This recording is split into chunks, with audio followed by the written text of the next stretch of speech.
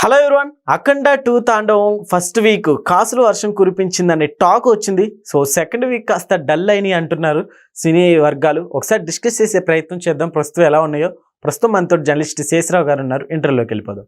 Hello sir. Hello sir, first week ఎలా ఉంది, ఇప్పుడు సెకండ్ వీక్ ఎలా ఉంది సార్? కొన్ని సినిమాలని మనం సెకండ్ వీక్ ఎలా ఉంది, ఫస్ట్ వీక్ ఎలా ఉంది అని చెప్పి మనం విశ్లేషణ చేయడానికి కూడా అవకాశం లేదు. కారణం ఏంటంటే సమాజ హితం కోసం, సమాజం కోసం ఉపయోగపడేటువంటి సినిమాలు, ఒక మెసేజ్ ఓరియంటెడ్ సినిమాలు కలెక్షన్స్ తోటి మనం కంపేర్ చేయలేం. ఒకటి. రెండు, మనం కొన్ని అవార్డు ఫిల్మ్స్ చూసుకుంటే, ఇప్పుడు నేషనల్ అవార్డు ఫిలిమ్స్ వాటన్నిటిని తీసుకుంటే కలెక్షన్ పరంగా పూర్గా ఉంటాయి, కానీ అవార్డు విషయంలో మాత్రం వాటికి వస్తాయి. ఇప్పుడు మిథున సినిమా ఉంది, ఎగ్జాంపుల్ చెప్తా. మిథున సినిమా అనేది బాలసుబ్రహ్మణ్యం గారు వాళ్ళు నటించారు, ఆయన నటించిన సినిమా మిథునం అవార్డు పిక్చర్, కానీ దాని కలెక్షన్స్ పూర్గా ఉంటాయి. అలాగే ఇట్లా చెప్పుకుంటూ పోతే అవార్డు ఫిల్మ్స్ అంటే అవార్డు స్థాయి ఫిల్మ్స్, అవార్డులు ఎవరికి ఇస్తారు? ఒక సమాజానికి పనికొచ్చేటువంటి మెసేజ్ ఇచ్చేటువంటి సినిమాలకి అవార్డులు ఇస్తారు. ప్లస్ ఆ సినిమాలో నటించినటువంటి నటులకి అవార్డులు వస్తాయి, కానీ కలెక్షన్స్ పరంగా ఆ సినిమాలను మనం చూడలేం. అలాగే ఇక్కడ బాలయ్య అఖండ సినిమాని మనం కలెక్షన్స్ పరంగా చూడకూడదంటే కలెక్షన్స్ పరంగా చూడాలి, అలాగే అవార్డు గెలిచేటువంటి సినిమాల కోణంలో కూడా చూడాలి. ఓకే, అయితే ఇప్పుడు కలెక్షన్లు కాస్త డల్ అని అనే టాక్ నడుస్తుంది సార్, అదేమన్నా కొట్టింది అంటారా? కలెక్షన్ల కోణంలో ఎందుకు చూడాలి ఈ సినిమాని అంటే, బాలయ్య ఉన్నాడు కాబట్టి. Balayya mass of the God. Okay, కాబట్టి బాలయ్యకి ఉండేటువంటి ఇమేజ్ ఏదైతే ఉందో ఆ ఇమేజ్ని బేస్ చేసుకొని మనం కలెక్షన్స్ కోణంలో ఈ సినిమాలు చూడాలి. అవును, అంతే తప్ప ఆ సినిమాలో ఉండే సబ్జెక్టు, ఆ సినిమాలో ఉండే మెసేజ్ని మనం కోణం నుంచి తీసుకొని కలెక్షన్స్ని మనం విశ్లేషించడానికి అవకాశం లేదు. సో ఈ సినిమా ప్రధానంగా ఇచ్చిన మెసేజ్ ఏంటి? మన భారత భూమి ఏంటి, హైందవ ధర్మం ఏంటి, మన విలువలు ఏంటి, మన సంస్కృతి ఏంటి, మన సాంప్రదాయం ఏంటి, భారతదేశం ఏంటి, అసలు దాని యొక్క పవిత్రత ఏంటి అనేది క్లియర్ కట్గా సినిమాలో చూపించగలిగారు. డైరెక్టర్ సీను బోయపాటి, బాలకృష్ణ గారి నటన, తమన్ మ్యూజిక్, ఇవి హైలైట్. దాని గంగాధర శాస్త్రి గారి లాంటి వాళ్ళు ఆ సినిమా గురించి ప్రశంసిస్తున్నారు. ఆయన భగవద్గీతను ఔపాసన పోసి ఆ భగవద్గీతని అందరికీ అర్థమయ్యేలాగా పాటల రూపంలో కూడా అందజేసినటువంటి అద్భుతమైనటువంటి మహానుభావుడు ఎవరు? మహనీయుడు గంగాధర శాస్త్రి గారు. అలాంటి గంగాధర శాస్త్రి గారే సాక్షాత్తు శివుడే ఈ సినిమాని నిర్మించుకున్నాడు. అక్కడ బాలకృష్ణ కానీ, లేదంటే తమన్ కానీ, లేదంటే బోయపాటి కానీ, లేదంటే ఇంకొకరు కానీ నిమిత్త మాత్రులు. అది దైవమే ఈ పని చేయించింది, అంత అద్భుతంగా ఉంది అని చెప్పి ఆయన చెప్తున్నారు. దాంట్లో మీకు ఇద్దరు సిస్టర్స్ ఉన్నారా, వాళ్ళు బ్రహ్మాండంగా శ్లోకాలు పాడారా? తర్వాత వాళ్ళు సంస్కృత శ్లోకాలు పాడేవాళ్ళు ఉన్నారా, వాళ్ళు పాడారా? మిశ్రా బ్రదర్స్ వాళ్ళు శ్లోకాలు పాడారు. సో ఇది ఒక అద్భుతమైనటువంటి స్పిరిచువల్ యాంగిల్లో ఉండేటువంటి సినిమా. అలాగే ఇది ఒక అంటే నేటి తరానికి కొంచెం అనుసంధానంగా ఉండేలాగా, ప్లస్ ఇప్పుడు సమకాలీన అంశాలకు జోడించి స్పిరిచువల్ని బాగా చూపించినటువంటి సినిమా ఇది. ఓకే, వైరస్ ఇప్పుడు మనకి కరోనా టైంలో వైరస్ ఎక్కడి నుంచి వచ్చింది? చైనా నుంచి వచ్చిందని చెప్పి ప్రపంచం మొత్తం చెప్తుంది. ఈ వైరస్కి విరుగుడు వ్యాక్సిన్ కనుక్కునేదానికి రెండు సంవత్సరాలు పట్టింది. అవునా? సో అది వైరస్ వర్సెస్ వ్యాక్సిన్ అనేటువంటిది ఒక యాంగిల్ అక్కడ చూడొచ్చు మనం.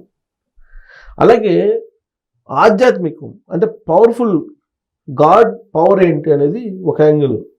మూడోది ఏంది, భారతదేశంతో పెట్టుకుంటే ప్రపంచం యొక్క పరిస్థితి ఏంటి అనేది కూడా అద్భుతంగా చూపించగలిగారు. సో కాబట్టి ఇదంతా కూడా మనం వైరస్ దగ్గర నుంచి దాన్ని వారు దాకా మధ్యలో మన సంస్కృతి సాంప్రదాయాలు, మన దేవుళ్ళు ఎవరైతే హనుమాన్ ఉన్నాడో, శివుడు ఉన్నాడో, వీళ్ళందరూ యొక్క అంశగా అఘోర బాలయ్య అఘోరగా నటించినటువంటి ఆ నటన నభూతో నో భవిష్యత్ అని చెప్పి గంగాధర శాస్త్రి గారు లాంటి వాళ్ళు చెప్తున్నారు. నేను ఎందుకు ఆయన పేరు చెప్తున్నాను అంటే పదే పదే ఆయనకి వేరే వాళ్ళని కొనియాడటం, ప్రశంసించాల్సిన అవసరం లేదు ఆయనకి. స్వార్థపరుడు కాదు. ఒకవేళ ఆయన నిజంగా స్వార్థపరుడు లేదంటే డబ్బుల కోసం అయితే ఆయన అద్భుతమైన గాత్రం ఉంది, అద్భుతమైనటువంటి లిరిక్స్ తోటి పాటలు పాడగలరు ఆయన. కానీ ఆయన డూయెట్లు, ఈ ఎకిలికిలి పాటలు పాడరు ఆయన. ఎంత డబ్బు ఇచ్చినా కానీ పాడరు. మరి అలాంటి ఆయన ఈ సినిమాని ప్రశంసిస్తున్నారు కదా. అంటే మన సబ్జెక్ట్ ఓరియంటెడ్, మెసేజ్ ఓరియంటెడ్ కోణంలో నుంచి ఈ సినిమాని చూడాలా, హిట్ టు ఫట్ అనేది, లేదు కలెక్షన్స్ కోణంలో నుంచి చూడాలా అని అంటే మన సబ్జెక్ట్ ఓరియంటెడ్, మెసేజ్ ఓరియంటెడ్గా చూస్తే కనుక ఇది బ్లాక్ బస్టర్ హిట్. కలెక్షన్స్ పరంగా చూస్తే యావరేజ్ ఫిల్మ్ లాగా ఈ టాలీవుడ్లో ఉన్నటువంటి టాక్. కారణం ఏంటంటే ఫస్ట్ డే ఓపెనింగ్స్ బాగున్నాయి, ప్రీ రిలీజ్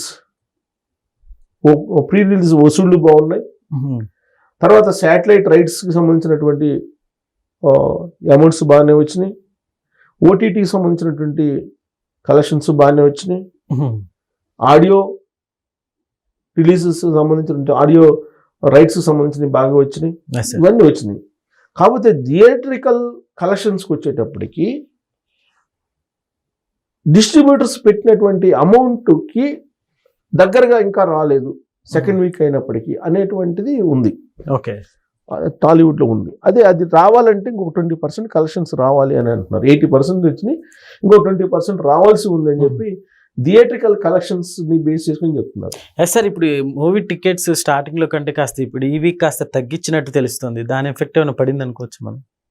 యాక్చువల్గా లాస్ట్ వీక్ అంటే కూడా ఈ week frequency, ticket booking frequency తగ్గిందని చెప్తున్నారు. టికెట్ బుకింగ్ ఫ్రీక్వెన్సీ అయితే తగ్గిందని చెప్తున్నారు. దీంతో పెరగచ్చు అని కూడా మనం అంచనా వేయచ్చు కదా. ఎలా పెరుగుతుంది అంటే స్టార్టింగ్ లో రేట్ ఎక్కువ అని వెళ్ళని వాళ్ళు ఇప్పుడు తగ్గాక ఏమైనా వెళ్ళే అవకాశాలు ఉంటాయి కదా? మేబీ ఉండొచ్చు, అది కూడా ఉండొచ్చు. ఇంకోటి ఏంటంటే ఈ సినిమాకి ఇప్పుడు వస్తున్నటువంటి ఈ రోజు వస్తున్న అడ్వాంటేజ్ అనుకోవాలా, లేకపోతే అలా కూడా అనుకోవడానికి లేదు. కారణం ఏంటంటే అవతార్ సినిమా దాని మీద హోప్స్ ఎక్కువ ఉన్నాయి. అవతార్ సినిమా ఇక్కడ బాక్స్ థియేటర్ల దగ్గర బోల్తా పడింది, బ్యాడ్ టాక్ వచ్చేసింది. అవతార్ సినిమా బాగలేదు అనేటువంటి టాక్ వచ్చేసింది, సో ఫ్లాప్ అనేటువంటి టాక్ వచ్చేసింది. సో దాంతో ఇప్పుడు థియేటర్స్ లో ఉన్నటువంటి సినిమా ఏముంది, అఖండనే కదా. అవును. కాబట్టి ఈ అవతారు సినిమా అనేది ఎక్స్పెక్టేషన్స్ కి భిన్నంగా పూర్గా ఉంది కాబట్టి ఆ కారణంగా అఖండాకి ఫ్రీక్వెన్సీ పెరిగే అవకాశం ఉందనేది కూడా టాలీవుడ్ లో లెక్కలు వేస్తున్నారు. అంటే ఒక 20% థియేట్రికల్ కలెక్షన్స్ విషయంలో గ్యాప్ ఉంది అని అంటున్నారు. ఈ 20% రీచ్ అయితే కనుక మీకు వాళ్ళకి కూడా నష్టాలు వచ్చే అవకాశం లేదు. సో ఇప్పుడు ఈ అవతార్ ఫిల్మ్ అనేది ఎక్స్పెక్టేషన్స్ కి రీచ్ లేదు కాబట్టి అఖండ మూవ్ అవుతుంది రాబోయే రోజుల్లో. ఈ వారం కూడా అఖండకి కొంత ఫ్రీక్వెన్సీ ఉండే అవకాశం ఉంది అని అంటున్నారు. అది ఉంటే కనుక థియేట్రికల్ కలెక్షన్స్ కూడా ఉంటాయి. ఓవరాల్ గా ఏంటంటే ఆ సినిమాకి పెట్టినటువంటి 200 కోట్ల రూపాయలు ఏవైతే ఉన్నాయో అవైతే ప్రొడ్యూసర్స్కి వచ్చేసాయి. దాంట్లో ఎలాంటి డోకా లేదని చెప్పి చెప్తున్నారు సినిమా వర్గాలు. కాకపోతే థియేట్రికల్ కలెక్షన్స్ ఏదైతే ఉన్నాయో అక్కడ కొంచెం స్లోగా ఉందని చెప్పి అంటున్నారు. బహుశా కొన్ని సినిమాలు ఏంటంటే ఫస్ట్ వీక్ లో స్లో ఉన్నా కానీ సెకండ్ వీక్ నుంచి స్పీడ్ అయ్యే అవకాశం ఉంది. ఆ జాబితాలో ఏమైనా చేరుతుందేమో చూడాలి మనం. Okay sir, thank you.